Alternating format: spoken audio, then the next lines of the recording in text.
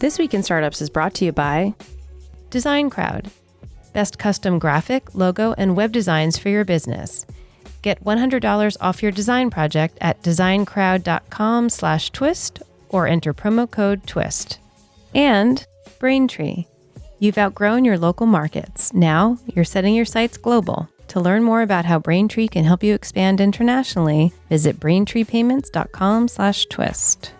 Today, Jason talks to Ryan Feit about creating his equity crowdfunding platform SeedInvest, helping pass the Jobs Act, and the bright future of funding for accredited investors, civilian investors, and entrepreneurs. Beginning of SeedInvest is we got involved in a movement to change 80-year-old securities laws back in 2011. And the whole idea behind it was to make it easier for startups to raise capital online. So 2011, we got a bill passed through Congress by a vote of 407 to 17 that got rolled into the Jobs Act, which was signed April 5th, 2012. And it basically permitted private startups to raise capital online for the first time, and also opened up civilian investing, as you mentioned earlier. And we started SeedInvest around the same time in 2012 to take advantage of these historic changes to securities laws, which are now finally kicking in.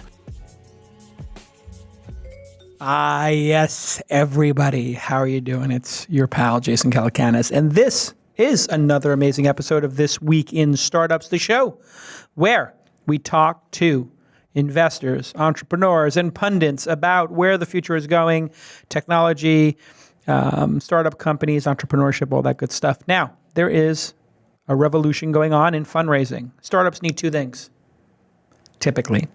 They need customers, and a lot of them, who are passionate about their product. The second thing they need is money to build the products that get them customers, that get them money, that then allow them to raise more money. This is the virtuous cycle that I see as an angel investor. Not only as an angel investor, but pound for pound, the best angel investor on the planet right now. But, you don't have to take it from me. You can just look at the track record. Woo. So we have been talking a lot on the program about equity crowdfunding and syndicates on AngelList. When you raise money for a company, I'll just give you all a little bit of a background here. You can go to venture capital firms, but venture capital firms are retreating. They are going backwards. They're saying, we don't want to take risks. We want to get the companies after they have more revenue, what we call in the industry traction. In other words, they want to have a lot of the risk mitigated for them. Why are venture capitalists doing this? Because they can. There's so many people starting companies, and the cost of starting companies is so low. VCs, in large part, are retreating and saying, give me proof. Give me $1 million a year in revenue, $2 million a year in revenue, $100,000 a month in reoccurring revenue, $200,000 a month in reoccurring revenue. And then I will give you a $3, $4, $5 million round of funding. It used to be you came with a business plan or a prototype and you got that money. Now you don't. What that means is other funding sources have had to intervene. You guys know I'm a big fan of syndicates. AngelList does syndicates. I have a big AngelList syndicate. In fact, the most active one. We've done 48 deals on it for over $13 or $14 million. And that means a bunch of accredited investors, which are just 3% of the country, get to invest. But what about the other 97%? Wouldn't it be magical if they too could invest in companies? Well, because of the Jobs Act, which was something that was done shortly after the Great Recession of 2008 or 2009, whenever that was, this Jobs Act passed, and now civilians, under some very tight circumstances, are going to be allowed to invest in startup companies. And when they invest in startup companies, that is going to open up a huge possibility. And it's going to have a lot of growing pains, I predict, but we have one of the brave souls who has been doing accredited syndicate-style funding with us today, but he is also now dipping his toe and his startup's toe into the Title III crowdfunding arena, and that individual is Ryan Feit, who is the co-founder and CEO of SeedInvest. Welcome to the program, Ryan. Thanks for having me, Jason. Excited to be here. So when did you start SeedInvest, and why did you start it? Let's start there. Sure. Well, the beginning of SeedInvest is we got involved in a movement to change 80-year-old securities laws back in 2011. And the whole idea behind it was to make it easier for startups to raise capital online. So 2011, we got a bill passed through Congress by a vote of 407 to 17 that got rolled into the Jobs Act, which was signed April 5th, 2012. And it basically permitted private startups to raise capital online for the first time, and also opened up civilian investing, as you mentioned earlier. And we started SeedInvest around the same time in 2012 to take advantage of these historic changes to securities laws, which are now finally kicking in. Let's talk about the history of those laws, because to really understand why something's important, you have to understand how the context of it. When you say you tried to change an 80-year-old law, why did those 80-year-old laws, why were they actually created? Why in the 1920s or 30s did our government, the SEC, take the time to make classifications of investors? When you go to Vegas and you gamble, they don't really classify the folks. You can go to any table and go bet money. Right. If you want to go, buy beer, you can just go buy beer. Yeah. But when it comes to investing in stuff, only 3% are qualified to do it and 97% aren't. Why? Well, you really have to go back to that time in the 1930s when it was very different. At the time in the 1930s, the popular emerging technology was a telephone. Yes. Right? It's going to be big. And back then, right before the Great Depression, you had snake oil salesmen in Louisiana who would call up random people in, you name the state, and sell them securities and companies that didn't exist. And back then, there was no internet, obviously, and there was no way to even figure out what companies were legit and not legit. So at that time, in conjunction with the Great Depression, the U.S. basically set up all these laws that we know today. They set up the SEC. They set up the laws for going public. And one of the things they did was greatly restrict an ordinary person's ability to invest in anything that is not a public company. And guess what? A lot has changed over those 80 years. Now, I can go on LinkedIn or anywhere on the internet and figure out a lot of information about any person, about any company. The world wasn't as transparent back then. And people weren't, let's face it, as sophisticated. Correct. When it came to things like money or startups or companies. Right. So you had all these old biddies. We sitting there at home. Yeah. Phone rings. Yeah. Somebody on the line says, I want to sell you a gold mine. Right. And they would actually fall for it. And they would get some stock certificates. They'd be worth nothing. The person would just take the money and run. That's absolutely right. And so the government had great intention. The government, I think, has good intentions most of the times. Yeah. But I'm saying back then they had very virtuous intentions. They didn't want the old biddies at the time and naive people to do that. Now, what changed in your mind?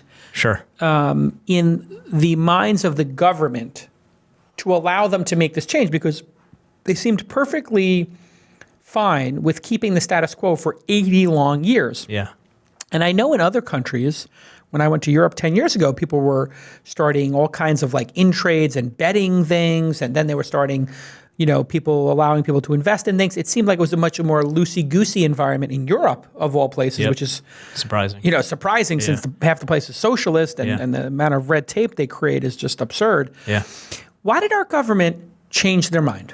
Well, you got to go back to the evolution of things in the late 2009. The government saw what was happening with Kickstarter, and they saw that Kickstarter was allowing companies to raise small amounts from lots of people. It didn't need to be regulated, and it was a new way of people to raise capital, and that sort of allowed them to actually see what the internet could do, because it's self-governing.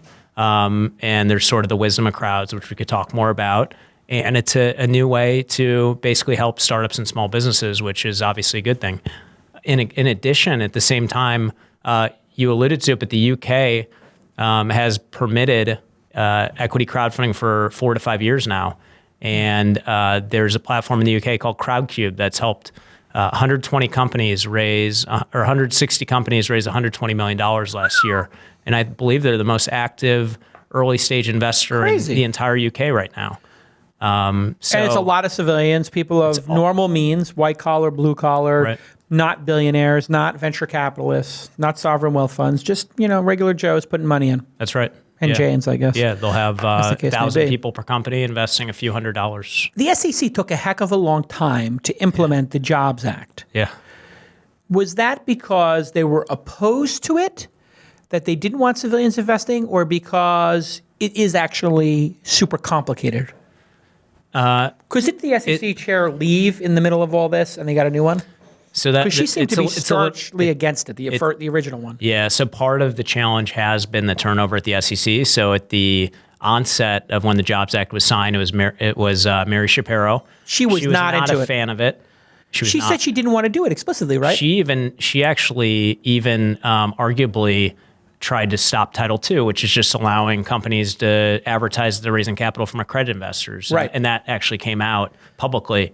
So she was against it. Elise Walters was the interim commissioner of the SEC after her. She was not a huge fan either. And then Mary Jo White now has been the chairman. The reason we don't know the exact reason why they're not fans, but we can speculate a bit, and speculation is fun. Yeah. What's your speculation as to why the interim and then the previous head of the SEC were not down with this? Well, we've been pretty close to the process over the last few years, and I can certainly speculate. The reality is that the SEC's job is to protect investors. That's it. Their job is not to create jobs. It's not to help create GDP or tax dollars for the U.S. Protect investors, right? The Congress and the SEC and the Senate, they're trying to create jobs. They're trying to create because they got to get elected. Jobs are what gets them elected. Right. And the SEC, they only get, the probably phone only rings at the SEC when something's gone wrong. That's right. And that's right. And here's the deal.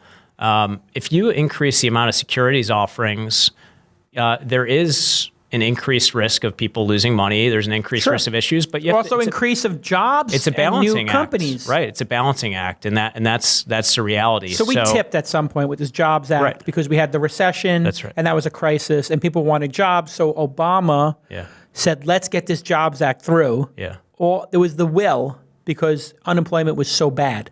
The Jobs Act, if unemployment was like it is today, which is 5%. According to the fake number, but whatever it is, according to the real number. But, and you can look that up. It's, the number's a little fugazi because it doesn't count people who quit looking, who stopped looking. So if you, it's a lot of people who've given up. It's definitely higher than 5%. Yeah.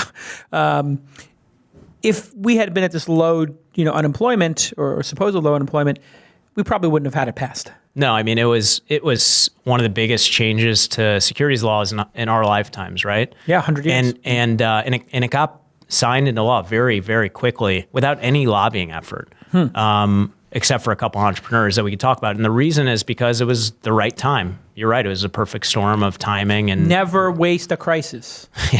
Is the term, but also, say what you will about politicians, but they do like to be reelected. And if no jobs, no reelection. I mean, it's the economy, stupid, is what we always say.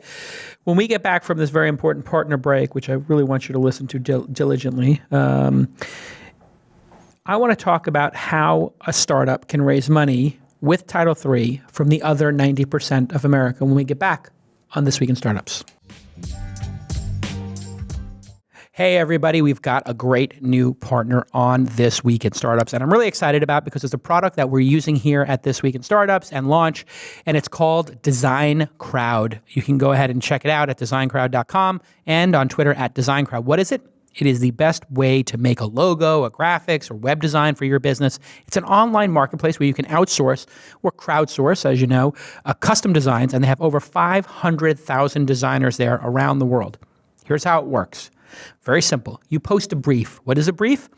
It's basically like your spec. I'm looking for a logo for This Week in Startups. It's a podcast with a bombastic, aggressive, Brooklyn-born bulldog of a host, Jason Calacanis, but it's about technology and finance. And then you get feedback from 50 to 100 designers, sometimes even more. And then you give them feedback. So you look at the 50 or 100 designers' work and you say, you know what? These three speak to me. I like the bulldog logo. We used to have a bulldog logo in This Week in Startups. Yeah, let's play off the bulldog. And then I like this other person who's doing the skyline of New York and the skyline of San Francisco. Oh, that tells the story of Jason going from New York to San Francisco. Great. You give them that feedback. It motivates the designers. They give you more. And then you select the best one and you approve payment to that designer. It's a money-back guarantee. There are designers all over the world who love working on this type of platform, and their clients include the Harvard Business School, Forum for Innovation and Growth, Virgin, HTC, Absolute Vodka, Amnesty International, which was my first job out of school. I worked at Amnesty International as a microcomputer specialist, and 100,000 plus small businesses and entrepreneurs. Visit designcrowd.com/twist, and they will give you up to $100 on your next design project. Go ahead and visit designcrowd.com/twist and save up to $100 on your design project. And for the super fans, special mission, go ahead and thank @DesignCrowd on Twitter and Facebook, and I will like it and retweet it from our different accounts. Great way to engage and reward the partners who make independent media like This Week in Startups possible. Thanks again to our new partner, DesignCrowd. Go ahead and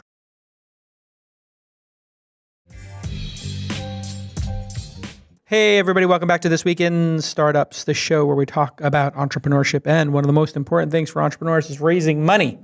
And there are a large number of funding sources. And we are super lucky that Title III, crowdfunding amongst civilians for equity, has actually come into effect. When, Ryan? It was like a month ago, wasn't it? About a month ago, yeah. So May 16th? May 16th. May 16th. I remember reading about it. Everybody's going crazy. Yeah. But let me ask you a candid question. I saw a lot of companies like doing this test the waters thing. What does it mean to test the waters in this Title III crowdfunding? Because some of the people I start testing the waters, I don't want to swim with. Let me just say it that way. So I have to clarify, testing the waters is actually not related to Title III. Oh. That's actually something called Title IV of the Jobs Act. Oh, my goodness. Here we go. So let's take a moment to define the difference between Title III and Title IV. So Title IV has been around for about 9 months, and it's really for more established companies that are raising $5 to $50 million. $5 to $50 million raising, which means you probably already have $500,000 to $5 million in revenue. Something. Yeah, that's probably right. You're probably like a real company. Yeah, you're a real company. You have product market fit. Yeah.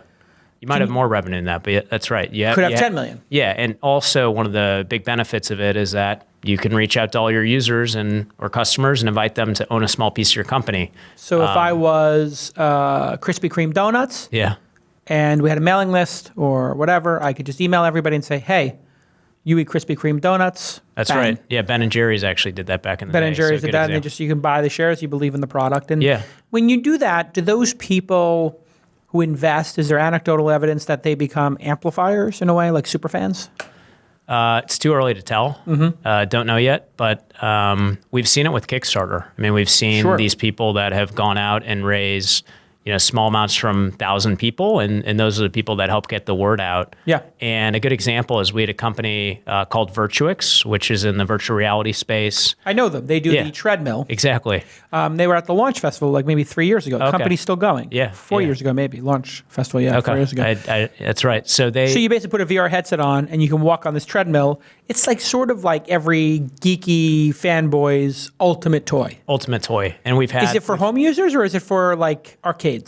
It's for home users, although they do have a prototype with Dave & Buster's right now. The military even has one, but it's typically for consumers. So this is an out there idea, cutting edge idea. Yeah, I mean it's any gamer for starters that instead of using a controller to play Call of Duty, you can wear the headset and move around and control the game. And we've had one in our office for a while. It's incredible. I mean you'll never play a normal game once you hop on the Virtuix, and a shooter once you hop on the Virtuix. So, and this is something that a VC would maybe have a hard time getting their head around. They may not want to invest hardware capital intensive. They might not want to invest in it. But that's the thing. They raise $1.1 million from 3,000 people on Kickstarter. So they knew that there was demand. They had some proof of demand.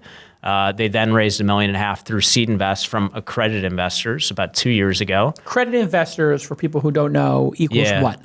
Accredited investor means you make $200,000 of annual income, or you have $1 million of net worth excluding your home. Got it. And so the government feels comfortable with those people doing what they want with their money. Because rich means smart, right? Of course. That's only. Clearly Donald Trump is incredibly rich. I don't think he knows how rich he is. He thinks 10 billion. Other people think 500 billion. Who knows? Yeah. I'm probably going to get sued for saying that. I'm no just saying comment. people think that. Who knows? I don't want to get in the middle of politics, but Yeah. So it is a weird thing. They picked an arbitrary number or some number. Totally arbitrary. One of the things we've actually Why not 150?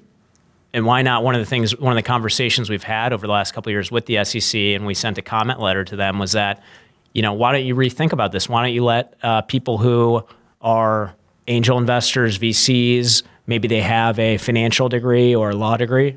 Why don't you let them invest, and why don't you let people take a test to show they're sophisticated? Because rich and sophisticated are not the same thing, right? No. Clearly, rich and beautiful are not either. I mean, like all these kids are poor and they're beautiful. And they just go to Coachella and everything. They should really separate that out. They should.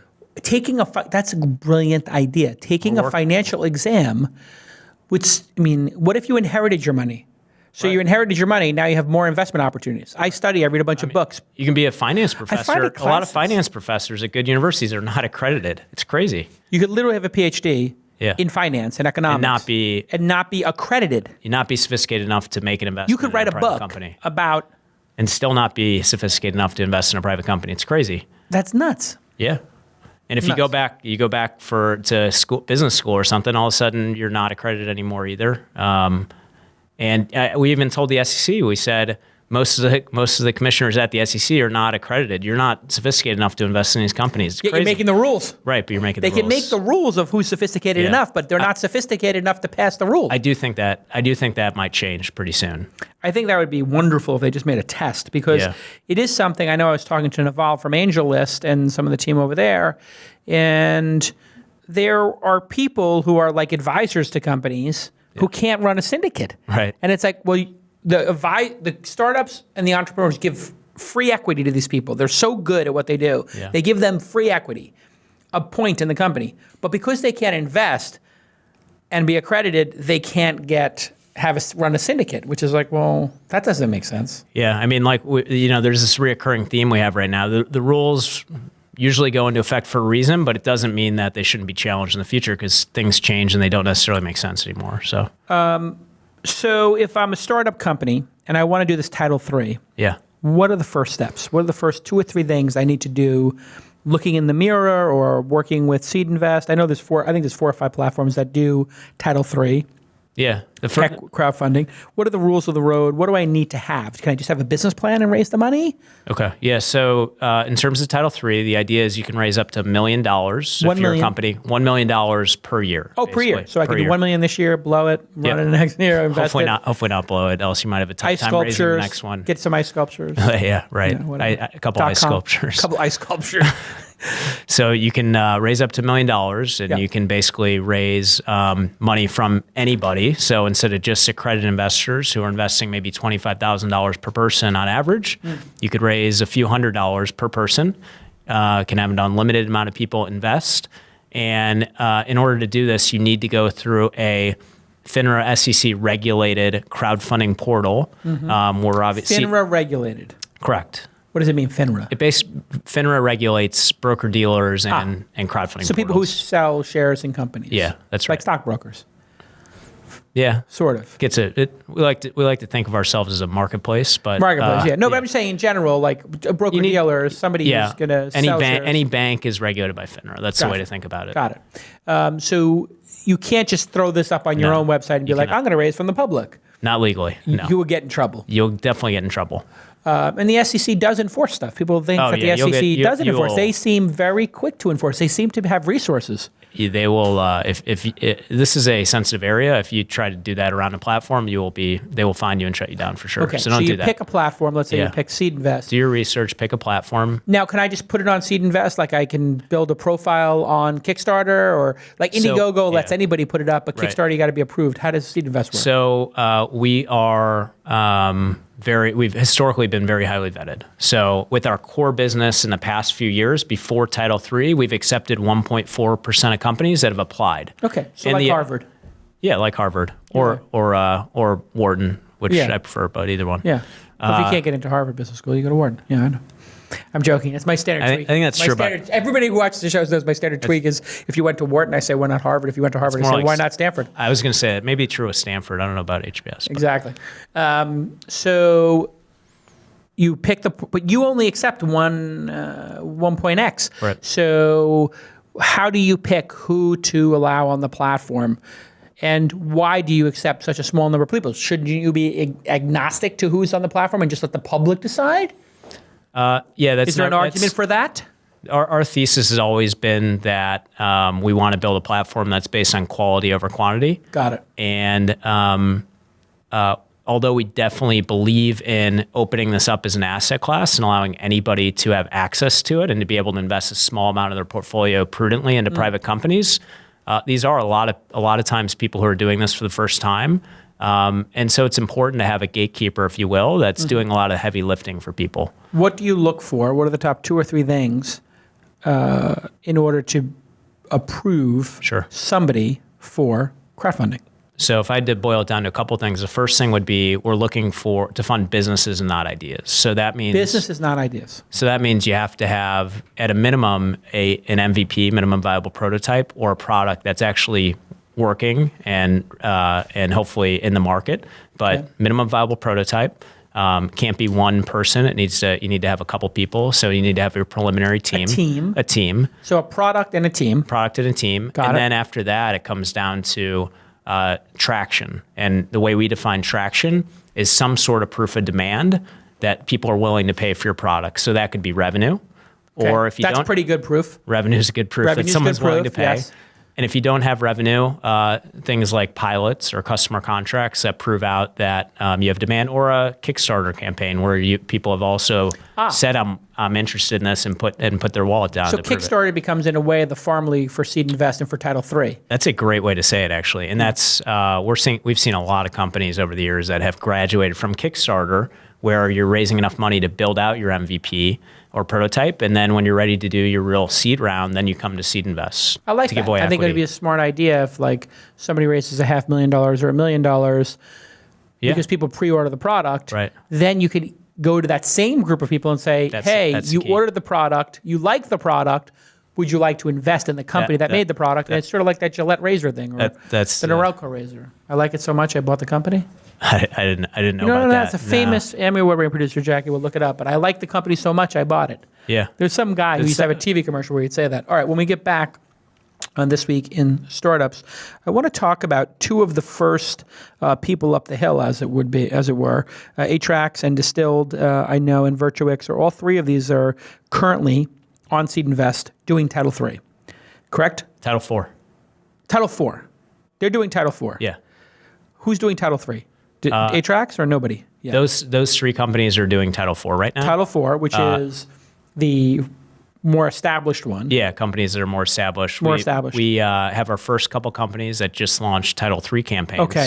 So happy to talk about those as well. So when we come back, we'll pull up the website on your gorgeous Microsoft Surface Pro over there. You like that thing, the Surface Pro? I love this. I mean, for traveling, it's really easy to take around. It works well. I would recommend it to anybody. Keyboard's great. People love it. It's great. I had the Surface 2 and I loved it. On an airplane's fantastic. Why is it great on an airplane? Because it just ergonomically, it looks like the tray, actually. In a way, it looks like the tray off the back of a Southwest Airlines. Right. You can just rip off the keyboard to show them that you have a tablet during takeoff, so they don't make you put it away. That's important. That's very important. Otherwise, you lose so much time on flights, right? So literally, how stupid is this? Literally, isn't it amazing how flight attendants... there was this war with flight attendants, you have to turn your electronics off. And then overnight, they're like, you don't have to turn your electronics off. There's no reason for it. There's no reason. Then now they're like, you have to be in...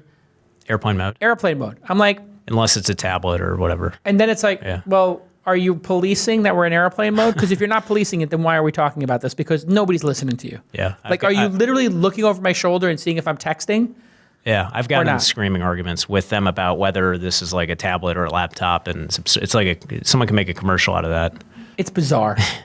I always find, I have great empathy now as I'm older in life. I used to be I have a little edge. I've heard that.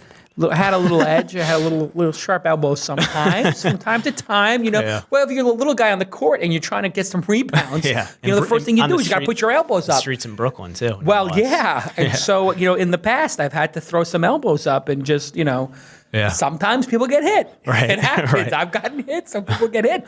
Now, I just have this great empathy for people. And I just think, my God, these poor flight attendants, they have to deal with such idiots so frequently Right. that I understand why they got an edge. Right. I don't agree with it, but I have great empathy and I understand it. Like I watch them get into these like, everybody's seen it. Meet the Parents with Ben Stiller. That's the best. Do they get in a fight? You know that scene? No, yeah, what happens phenomenal. in that scene? Well, the first time they make him check his bag, and then they lose it for the whole time. The whole time, blah blah blah. And then so he gets back. He basically gets back on the flight, and he basically won't let go. Will not let go of it, and then gets sort of like sent into questioning. And De Niro comes by, and good movie. All right, when we get back, we're going to talk about. We're going to go see the SeedInvest site, and we'll see how people are doing in the early days. This will be a historical document of Title III crowdfunding on This Week in Startups. Hey, everybody, let me take a moment to tell you all about Braintree, which many of my startups are using. You're going to outgrow your local market at some point, and you're going to want to set your sights on the global market. And here are 3 very important tips for you to scale your business around the world. Number 1, you want to create a great customer experience. And that means you want to design something that's intuitive and well-designed for local individuals, and that's going to pay dividends once you expand globally. And 2, you want to accept local currencies, obviously, because it's a simple way to increase conversion rates when people are checking out. If you accept their local currency, the chances of them buying from you is going to greatly increase. And once your biz is ready, you want to set up a domicile, and that's going to offer, once you get your bank account and an office in countries, great business and tax advantages. It can also lower your interchange rates and let you deposit transactions into the local currency. Braintree is a payment platform that allows you to easily accept currency in over 130 countries, 130 currencies, in fact. Also, it's a seamless checkout that helps every customer experience be painless. To learn more, go visit braintreepayments.com/twist, braintreepayments.com/twist. A ton of my startups use it, and it's absolutely magical. You can accept Bitcoin, you can accept Apple Pay, you can accept everything. And it just works, and it's very easy. Just a little snippet of code, you put it in, and you're off to the races. And, of course, majority of my startups eventually wind up making more money outside the U.S. than they do inside the U.S. because there's many more countries and many more people living outside the U.S. than inside the U.S. So when you're ready to scale and you've outgrown your local market, you want to use Braintree. Go ahead and follow @Braintree and thank them on Twitter @Braintree. And to learn more, visit braintreepayments.com/twist, braintreepayments.com/twist. Okay, let's get back to this amazing episode. Okay, welcome back, everybody, to This Week in Startups. And hey, by the way, Emmy Award-winning producer Jackie just sent me a video. Here's the dude. Remington M3 I remember this when I was a kid. They said it's too incredibly thin. Two incredible micro screens, 120 cutting shave as close edge. as a blade, or they give her her money back. I was delighted and impressed. So impressed, I bought the company. I was the so Remington impressed. M3 I will bought cost the you company. about 20 This was to pounds. me. The company cost me considerably more. The Remington M3 shaves The company as close cost as a me blade, considerably or now, more. I'll give you your money back. I love this guy, whoever he is. That's good. I love this dude. This to me was like an entrepreneurial thing. I'm just realizing it now, but I loved this commercial when I was a kid, and I was obsessed with this. And I bought one of those portable, shavers, only because when I was younger, and it never worked. Yeah, you never get a good shave with that. But I thought that this was an interesting guy and now I'm having a whole full circle thing. I got to put this in my book because I was fascinated with this commercial that somebody could find a product in the world and buy the company. Yeah. And I realized the reason I was obsessed with this when I was 10 years old was that I was an angel investor and didn't know it. Yep. I was not out of the closet yet. I was a closeted angel investor, and then I saw somebody who was out as an angel investor, and they resonated with me. That's you understand? amazing. Yeah. When did you come out of the closet exactly? As an angel investor about 5 years ago. I feel much freer now. That's why I don't have the sharp elbows. That's good. I'm okay with who I am. Yeah. I'm okay being somebody who wants to buy the company. I like it so much, I bought it. All right, so show us the website here. Let's just do a little plug here. We'll take a look at it for those people watching the video, and you can walk through it here. But it's a beautiful site. I see that. Thank you. So if you're a first-time investor or an experienced investor, you can come to SeedInvest.com. Yep. And basically, it's a lot like Kickstarter. It looks like Kickstarter. You have those what they call the tombstones. Yeah, so they're tombstones. I'm only Why going do to they show call you them ones that are. tombstones? That's what happens when you die. It's a terrible language. It's pretty old school. Yeah. Where did they come up with tombstones? Is it because that's what they would put in the Wall Street Journal, like a little because announcement? It was an announcement, and tombstones were very limited in terms of what you could actually. It was like the logo of the company, how much they raised, who invested, and the date of the deal, basically. Right. That's right. Very, very restricted. So they still use that language, but it's a little bit dated. Cards. It's a little bit dated, but basically, if you wanted to, I'm not logged in here, but here's Virtuix, which we spoke about. Yep. They've actually raised $5 million so far in their Regulation A campaign from over 1,000 people, primarily their customers, and basically the idea here is that we are doing a lot of the upfront heavy lifting for investors. So we're doing the initial due diligence, which you can look at, but people also come on here and make their own investment decisions. So they go through the package. There's almost like a document library, all this information. Yep. And they can ask questions and all that kind of stuff. Yeah, right. And you can see your buddy Mark Cuban's an investor. Cubes. He was an investor in one of your companies, right? Or a couple of them? My second, 2 and 3. So he's an investor in Mahalo, which is now inside, which is still going. Yep. I'm trying to get him a return on that one. Yep. And I got him a fabulous return on Weblogs Inc., but I still got to make good on the second one because you're only as good as your last investment. Yeah. Or your last company, right? I hear you. What have you done for me lately? Well, yeah. I mean, Mark, but I tell you, Mark's a great investor. He's always, what's always appreciated about Mark as an investor is he's, number one, he's smart. Yeah. 2, he's willing to help. But most importantly, number 3 is he's candid. And that's probably why Mark and I always vibed, was because we always had this sort of bluntness. Like if he thought I was full of shit or I thought he was full of shit, we just say no filter. And I don't think he's used to, billionaires aren't used to people saying like, hey, I disagree. Right. And also I think entrepreneurs aren't used to an investor saying like, hey, I think you're doing the wrong thing here. Buy my shares, or I'll leave the company. He actually told the company I'm out. Just buy my shares, and I don't agree with the strategy. Just when your next round of funding, you just take me off the cap table. I had to tell that to one investment too, who wouldn't update investors. Yeah. How important is it to update investors when you're going through these crowdfunding tools? Because investors here are, in a lot of cases, they're making an investment of smaller dollar amounts. They're not actually meeting in person with the company, nor could they. In some cases, if they're raising from 3, 4, 5,000 people, you're not going to meet as the founder with every person.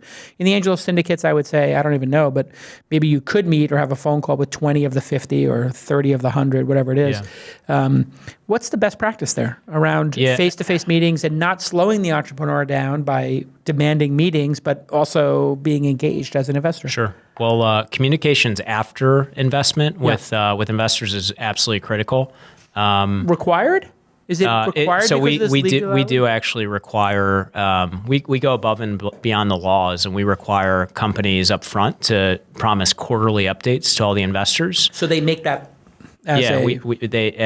when they agree to work with SeedInvest, part of the deal is that they're going to basically provide quarterly updates through SeedInvest to the investors. And at the end of the day, we're trying to provide a good experience to investors. And I know you've said this in the past, Jason, but if you're an entrepreneur, you're getting some amount of money from a person up front, not all their money, and you want to communicate with them so that they will hopefully invest later, because companies always need more money. And hopefully, if you're actually taking advantage of crowdfunding and raising small amounts from lots of people, you want these people to actually be brand ambassadors and help spread the word, be your best customers, so you have to keep them informed. And lastly, most companies fail, right? We know that startups are risky.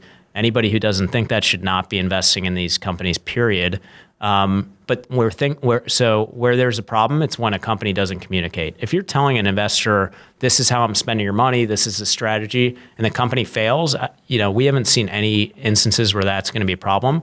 But if you don't communicate and you leave people in the dark, that's when you're going to get in trouble as an entrepreneur. So it's really critical, and our platform streamlines that. It's really important. How do you make money? We make money by charging companies a placement fee on whatever's successfully raised, so commission on whatever's raised. How much is that? For Title III, it's 5% in cash.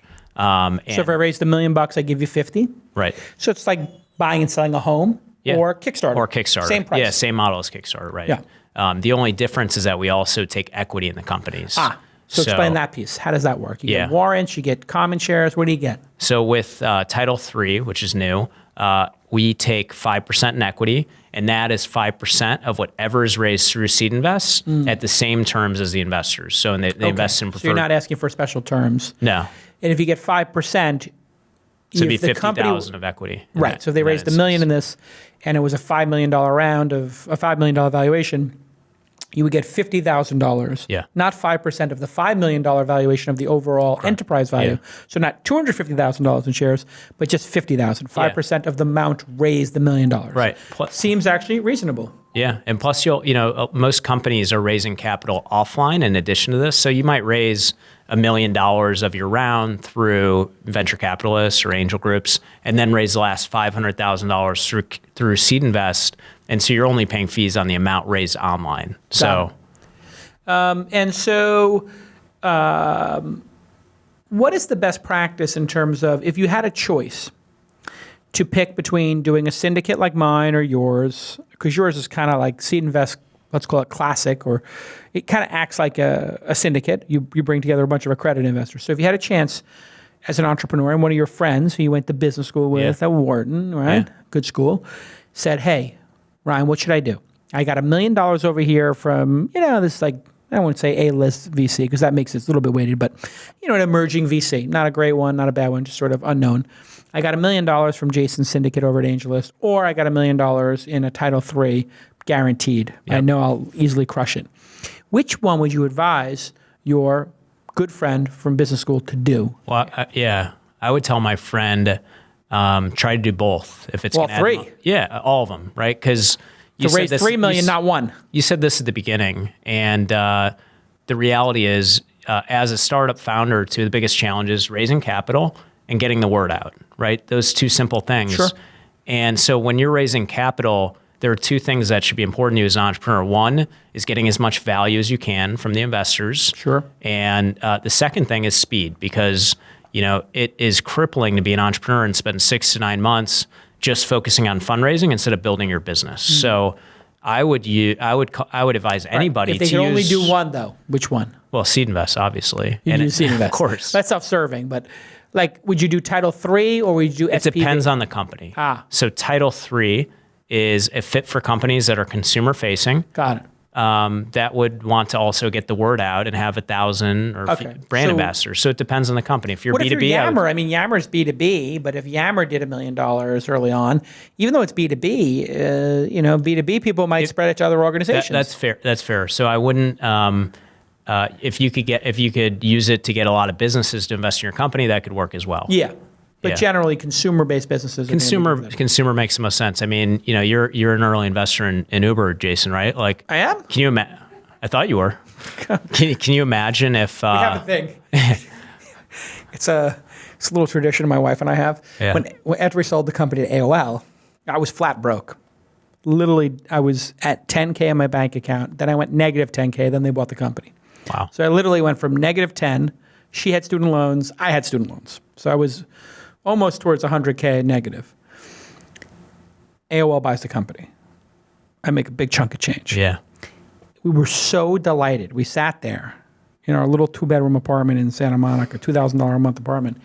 And anytime anybody would ever say AOL, we wouldn't even look at each other. We'd just do a high five.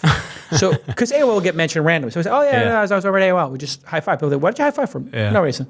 Now, anytime anybody mentions Uber, we just high five. So it's like we're taking an Uber and we just go like this, boom, we high five. It's awesome. I would do the exact same thing. Have you used Thumbtack? That's going to be the next Uber. Yeah. That is on fire. I've heard great things. Let me ask you a candid question. Yeah. This is new, and the critical thing I've heard, Silicon Valley's filled with snobs. And the more money you have and the higher you are on the food chain, I found, anecdotally. People treat you better now. Oh my God, that's ridiculous. I was a pariah, and now I'm still 20% pariah. It depends on the person you ask, but now I get treated incredibly. You wouldn't believe it. I believe it. Things I get invited to. Anyway, the first thing, and what I was saying though, is they're so elitist in a way that when syndicates came out, they said, don't ever do syndicates. Syndicates, blah, blah, blah, blah, blah, bad. Just like they said, incubators, bad. Yeah. Just like they said, convertible notes are bad. Sure. All these things that were, in a way, competitive with traditional venture capitalists, the traditional venture capitalists really poo-pooed. don't do incubators, don't do syndicates. Now with Title III, I am hearing, I've had attorneys, I've had VCs say that's for the loser companies. That's for the people, it's the funding of last resort, and there'll be negative signaling. In other words, the companies that choose to do Title III will be the weakest. How do you answer that? It's exactly the same thing that happened when we started in 2012 and when we started funding companies in early 2013. So every venture capitalist a few years ago said people will never follow on or co-invest alongside people that are raising capital through a platform with accredited investors. And guess what? Platforms like SeedInvest and AngelList structured the deal so that's one person on the cap table, and these were basically funding deals quicker. And so really quickly, within a year and a half, everything changed. And now we get the vast majority of our deal flow from VCs that are referring their companies our way if they're leading a round and there's room left in the round, or if it's too early for them. So that has dramatically changed. And with Title III and not accredited investors, of course there are challenges. Of course it's brand new. And of course, people are going to think negatively upon it until they start to see results and see companies take off. At the end of the day, it should be good for them. They get companies funded earlier on, and they get more data and companies that are further along to then invest in. I agree. I'm fascinated with it. I wrote a blog post about it, and I started the website jasonsyndicate.com just to sort of collect interest in people who wanted to talk about it. So if the SEC is listening, the SEC knows. They're always listening. They know that Jason does everything to the nth degree. Yeah. I'm very conservative. I like to inform people about the risks constantly, about diversity and diversification. And diversity. And diversity. Yeah, that's important too. Yeah. Diversification and to do their research and all this kind of stuff and only do a small percentage of their net worth. I've been really, really, really trying to focus on that. Yeah. I basically just treat every investor like it's my mom or my brother. That's good. You're really trying to be, hey, you really want to do this? And that's with accredited. But now with unaccredited, I have a concept. I have a big reach. What if in this show, This Week in Startups, 10 times a year, every month, just every month, I picked my favorite investment, even for my existing portfolio, and I just said, hey, this is an existing portfolio company. I think they're great. I've put $75K into it over the years. I put $150 into the years. I think they deserve $150,000. Or I believe they should raise up to $1 million from you. I think that if you do 50 or 100 investments, you have a good chance of being, in a positive return. Yeah. There's no guarantees, but I think that that's a good strategy. Would that be a good idea if I did that? What do you think? I think if you do it prudently, which I know you would do because you're a prudent guy, I think it's a great idea. At the end of the day, as an angel investor, you're trying to help startups. You're trying to fund ideas and help people sort of achieve their goals and not spend all their time fundraising. So if you can do it in the right manner, the thing that's going to take Title III from very beginning and very slow to actually taking off is having people like you that get the word out about these opportunities. And I'd be a game changer because I have a track record. I don't see anybody else who's got track record doing this. You have the perfect platform for it. Yeah. In terms of following and media.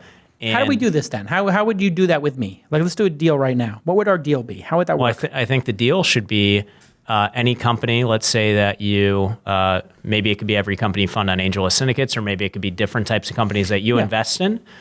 You basically allow the entrepreneurs to raise capital more broadly from anybody, and hopefully from their customers or followers as well. And we do it together through SeedInvest. We could have a Calcanus landing page. Exactly, but how does the I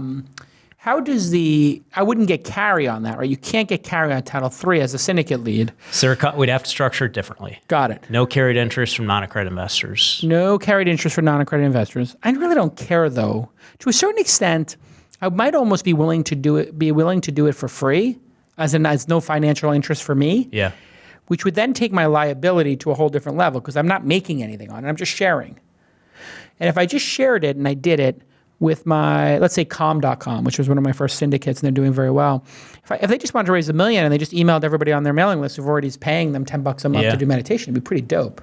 Yeah. I could just do that. That would be easy. Then they would have to pay $75K and then give warrants to you guys because you're a broker dealer. Yeah. So you would be getting. It would be 50 5%. So you actually can get the carry because we're a platform. Because you're a platform and a broker-dealer. Yeah. So if I was an advisor to the SeedInvest platform, then you could have equity in SeedInvest and then have equity in all companies. So I could cut off a little slice of. That is a possible way to structure it. I could chip off a little equity in the greater whole. It's a possibility. Interesting. See, this is what I always tell the other platforms. Like, listen, I'm the Steph Curry of this space. Like, if you're the Steph Curry, you need to get certain things. Like, I need to have I need a certain seat on the plane. Yeah. Right? If you're the Steph Curry, you get the best seat. I thought you were more like a Klay Thompson. Who? Klay Thompson. Maybe. Yeah. That's not bad either. Well, I'd rather be the MVP, but I like Klay too, actually. It's pretty dope.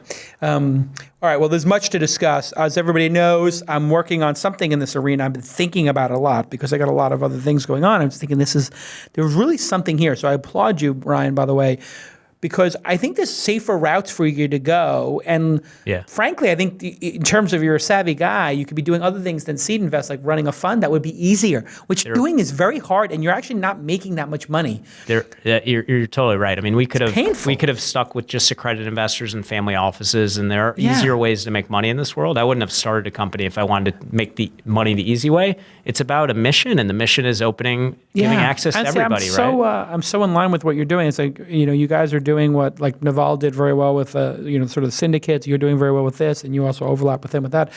And crowdfunder Yancey, like it's just really enabling entrepreneurs with Kickstarter and Yancey and Kickstarter.